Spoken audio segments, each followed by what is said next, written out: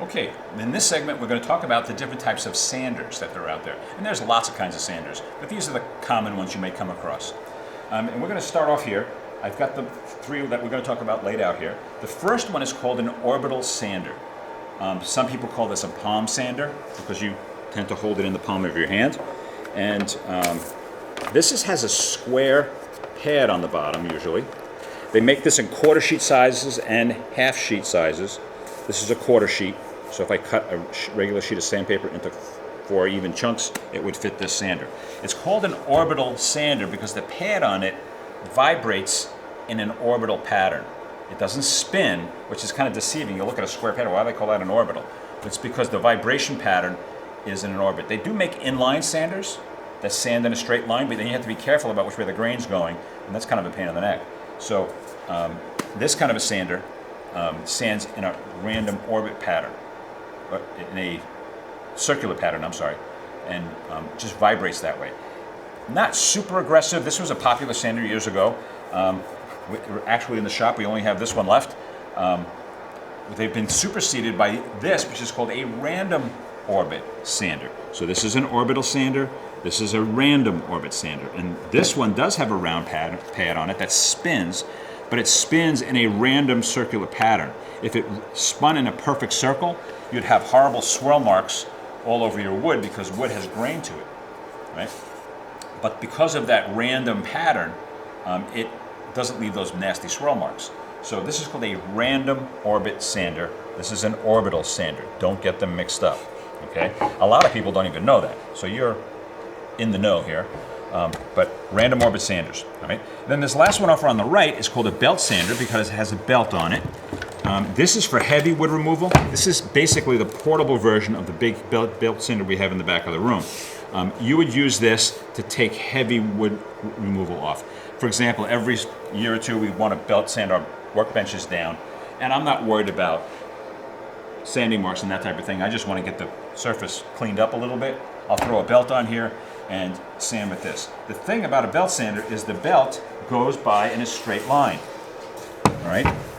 This one's a little bit torn, it's narrower than it's supposed to be, but it goes by in a straight line, so I have to sand with the grain. I have to be conscious of grain direction when I'm using a belt sander, because if I go sideways, I'm going to see nasty scratch marks when I go to put a finish on. So you want to sand with the grain. It's hard to get a nice surface with a belt sander, so again, this is for heavy wood removal when you need it in a portable fashion. If you want to use it on a stationary machine, there's the belt sander that's stationary for shaping, but sometimes you need it to be portable. We don't use this a lot, especially in cabinet making, because there's not a big need for it, but be aware that there is this, and you do have to be careful with it. Some of the safety things about belt sander is that if you let go of it, like if you let go of the trigger and put it down, while it's coasting to a stop, it'll take off across the bench. And also when you plug it in, you want to make sure the trigger's off. Lots of people will squeeze the trigger once at least to make sure that's not on there. I like to actually lay it on its side and plug it in. That way if it starts up, it's not going to take off across the bench, all right? So that's one thing you have to be careful with a belt sander, all right? So belt sander. Now let's talk about these other two for a minute. I'm going to put this guy off to the side. Both of these sanders allow you to sand in any direction. You don't have to worry about grain direction. In fact, let me get a door sample for a second real quick.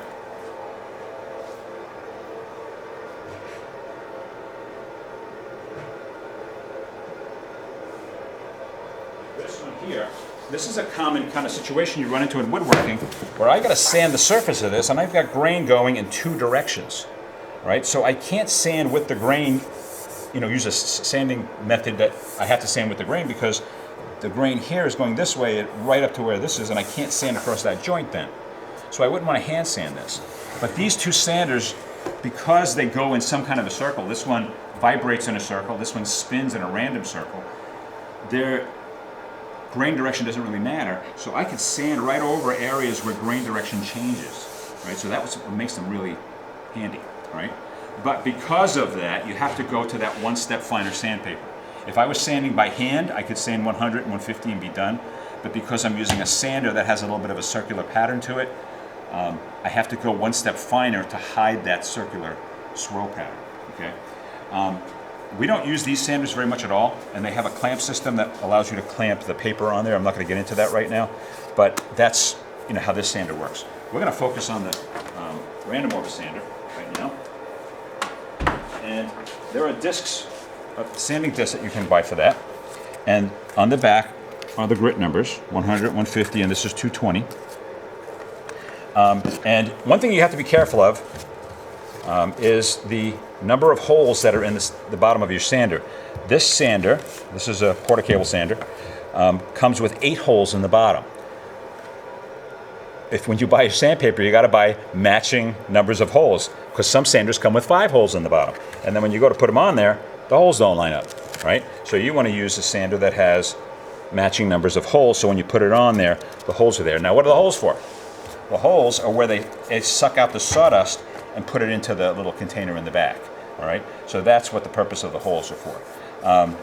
We screwed up one year and bought a batch of sandpaper with the wrong number of holes, so that's why some of them are not right. So since I'm going to sand something, I'm going to do a quick sanding job here. I have 100, 150, and 220 sandpaper, and I'm going to put the 100 on. Now you'll notice that this is a hook and loop type setup, so it's like a Velcro kind of a thing. You got the fuzzy back to the sandpaper and a hook type bottom on the sander. That hook part does wear out over time, and you do have to change it every once in a while, but so when your sandpaper doesn't stick anymore, that's what's going on. Now when you sand something, I like to sand it on a piece of carpet. So we have some carpet squares over here that you can use and put down, and what we're going to do, and throw on some safety glasses, is put our sandpaper on there. That's some 100 sandpaper. Plug this in. Put it on the carpet so that it's, especially if I have to sand 2 sides, if I'm making something where both sides are visible, when I'm sanding this side, if I'm on a bench and there's something on the bench, it's going to scratch the bottom side. So this way, it doesn't scratch. Plus, on the carpet, it just tends to not dance around so much. So it's a little bit easier, I find. I'm going to sand half of this way.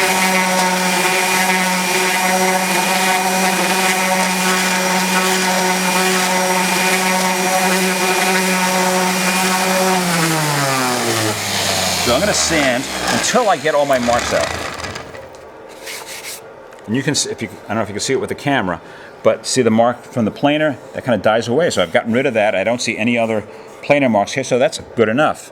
Now, the question is always, how do you know when you're finished? You look at it and see if those marks are gone, but you want to look at it in a reflected light. So I'm going to hold this so I get the shine from the light reflecting off the surface of the wood so I can really see the texture of the surface. So again, hard to pick up with the camera sometimes, but when you're doing your sanding, you want to look at it really critically with a critical eye before you go on to the next grit, okay? And then once I'm done there, I would go to 150 and then 220, and then when I'm done with the 220, I probably won't see any of these little swirl marks. If you look really close, you probably could see some of the swirls, like especially in that area there that the 100 made. Well, the 150 will get that out, okay? If I'm hand sanding, let's just talk about that for a second. Usually, there's a piece of 100 sandpaper. Let's just do a little quick hand sanding with that. And if you fold it and crease it, it separates nice and easy. I could sand this by hand, but if I sand like this, it's going to sand mostly where my fingertips are. So you're better off sanding with a sanding block, or even just a piece of scrap wood. But we have these nice sanding blocks over here that I can put on, and I can sand a flat surface with a flat sanding block. When you hand sand, you need to go with the grain. Even one pass across the grain, you're tearing those fibers open, and when you finish it, you're going to see those scratch marks very badly. So you have to sand only with the grain when you hand sand. Now, for a flat surface, it's pretty straightforward, flat sanding block. If you have a surface that rounds out, the outside, that can still be sanded with a flat sanding block, right? The problem comes when you try to sand something that's inside. You can't get in there. So for that situation, you can take a dowel or something round. It could be a round file, a dowel, a pencil, depending on the diameter of the curve. Wrap the sandpaper around it, and now I can get in there and sand that way. Or another option is to use your thumb as a pad.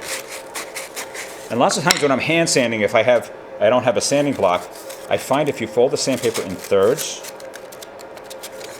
it doesn't slide around. and that works good. So your thumb can work as a pad here. If you fold it in half, what happens is the two smooth sides of the sandpaper slide around and you have a hard time holding it. So by going in thirds, you have the rough side against the smooth side, and it tends to stay put a little better. But anyway, that's the sanding. Now, just on the back of the handout that we had on abrasives, just to review real quick, we have our 3 types of sanders, the motion that they move in, and what you have to think about as far as grain direction. The orbital and the random orbit, you can sand in any direction, and the belt sander, you have to make sure you sand with the grain, and it's for heavy wood removal. There's a picture of each type of sander, and it's labeled. And some notes about hand sanding: always sand with the grain. By the way, end grain does not have direction. So here's the grain going this way. I can sand back and forth, left and right, circles. On end grain, doesn't matter, because it's the ends of the grain fibers. But faces and edges, I have to be conscious of that grain direction. And then we talked about curve sanding. Some other pointers to think about with sanding. Sand surfaces that are hard to get to before assembly. It's a lot easier to sand before you put things together. Sand on a carpet to prevent scratches. Maintain crisp corners when sanding. If you want to have a rounded over corner, use a power tool of some kind to make an even radius. So I'm not going to try to round this with sandpaper because it would be hard to get it consistent. I could use a router with a router bit to do that if I wanted to have a rounded edge. Like that, all right? Maintain crisp corners when you sand. So when I'm sanding, again, try not to let things get rounded over. So I'm going to sand the face flat, I'm going to sand the edges flat, and I should end up with still pretty crisp corners. Now, after I'm all done doing 100, 150, 220 by hand and maintaining crisp corners, when I'm all done, I'm going to have a pretty sharp corner here, if I did it right. Then it says here, break the corners with a piece of 220. Get a piece of 220 sandpaper and just run it over the corner enough so it doesn't feel sharp. Because finish doesn't like to stay on a real sharp corner. So if you put a little, I call it like a micro radius, a little teeny rounded surface there, just with a quick run of this 220 sandpaper, your finish will be nicer, and it'll just feel nicer to touch. All right, that's called breaking the edge. Check for imperfections by looking at the surface in a reflected light. That's what I was talking about before. Don't be afraid to back up. Let's say you get all the way to 220 and there's a mark that's just not coming out. Don't stand there and try to burn it out with the 220 sandpaper. It's much quicker to back up a step or two to get the mark out and then go forward again to finish up with the 220. All right. Plywood. Plywood has a thin veneer on it, so like if you're making a drawer, like on your table, you'll have a drawer bottom, and the plywood comes technically sanded already. But what I like to do is just clean it up with a little 220 sandpaper. You can sand right through that top layer if you're not careful. So don't do the 100, 150, 220 on a veneer plywood because you'll go right through the veneer. It's just too thin.